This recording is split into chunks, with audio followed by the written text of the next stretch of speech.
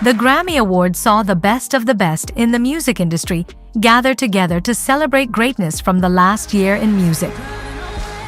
Several stars who had a fantastic 2024 were crowned for their dominance, which included Kendrick Lamar and Beyoncé. As selected by the 13,000 voting members of the Recording Academy. Correcting what was widely seen as an historic wrong, Beyoncé won Best Album at the 67th Grammy Awards in Los Angeles. The star was recognized for her 8th album, Cowboy Carter. Cowboy Carter. Beyoncé. Which celebrates and contextualizes the Black roots of country music. She had previously been passed over for the ceremony's main prize on 4 separate occasions. As her name was read out, Beyoncé hugged her daughter Blue Ivy, then her husband Jay-Z, before walking to the stage in a gold paisley dress to accept the trophy. The star's victory comes 25 years after her first Grammy nomination. As part of the R&B group Destiny's Child, she went on to become the most awarded artist in Grammy's history, with a haul of 35 trophies, but the main prize eluded her until Sunday night. I just feel very full and very honored. It's been many, many years. And I just want to thank the Grammys, every songwriter, every collaborator, every producer. In the end, it took a switch of genre to earn the Texas-born musician a win. Not Like Us, Kendrick Lamar. Kendrick Lamar swept the 2025 Grammy Awards, including 5 wins for Not Like Us. Boy, fresh Gatorade or something. Since 2009, I had this bitch jumping. You niggas will get a wedgie. Following his feud with Drake, the Compton rapper's hit diss track took home Record of the Year, Song of the Year, Best Rap Song, Best Rap Performance, and Best Music Video. They not like us. They not like us. They not like us. They not like us. They not like us. Lamar was technically up for 7 nominations this year. He competed against himself for Best Rap Performance and Best Rap Song.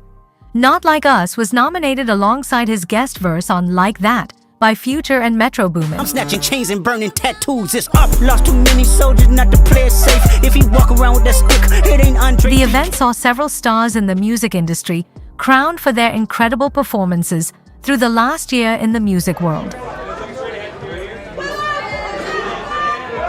Some of the stars who stole the show on the red carpet included Jaden Smith, who wore a whole black mansion on top of his head, and Sister Willow, who wore a raunchy swimsuit with a coat on top. Kanye, who apparently was not invited, showed up with his wife Bianca Censori, both in all-black outfits. However, after posing for a few photos, Bianca dropped her coat to show off her transparent dress outfit, which showed too much for the eyes to see.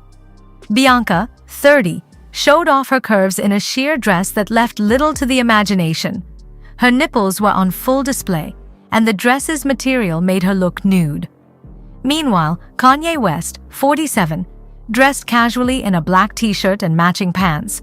Bianca and Kanye West were attending the awards show amid his nomination in the Best Rap Song category for his track Carnival.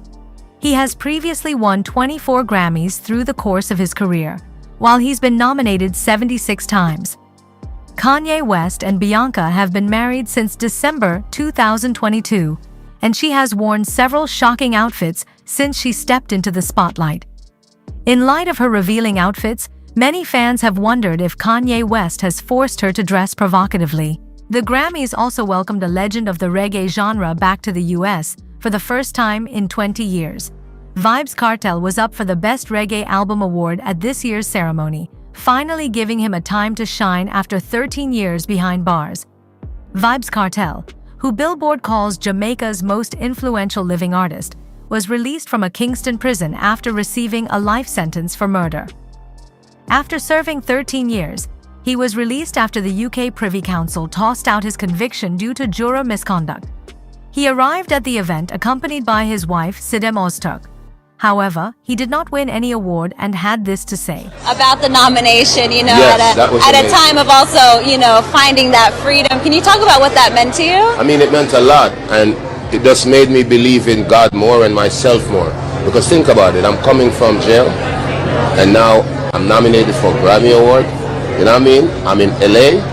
What could be better, man? Life is a blessing, so I have to give thanks. Yes. You know, we had Shanisa here earlier, and we were talking about influences and her as a woman kind of being the face of the genre right now, the new up-and-comer. But obviously, she listed you as an influence. And for those of our audience that aren't familiar with dancehall and reggae, you are a literal living legend. So what does it mean that you are you've helped birth this new, generation of artists? I mean, it's an accomplished feeling because we put in the work, and and the same way I stand on the shoulders of giants like the Buju Banton, the Ninja Mans, the Beanie Mans. So it's good that kids can come along and say Vybz Kartel influenced them. So it's like a pay forward, you know what I mean? Yes. So it's a great feeling. It's an accomplished feeling, and it's humbling as well. And what does the genre need to continue to do to continue to move forward and progress? I mean, I think we just need to find the balance between the art and the commerce, because Jamaican music can be very rough, very kind of intolerant at times. So once we find that balance, especially the young kids coming up, they will do great, trust me. With all the pomp and color in LA, many Kenyans were not surprised to see the event go ahead as planned, despite William Ruto's promise to Kenyans.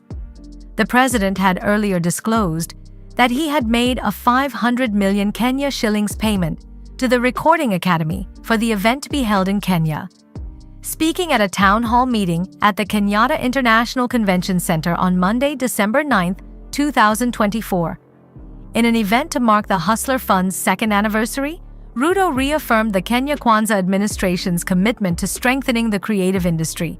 He said hosting the Grammys would help establish Kenya as a global entertainment hub.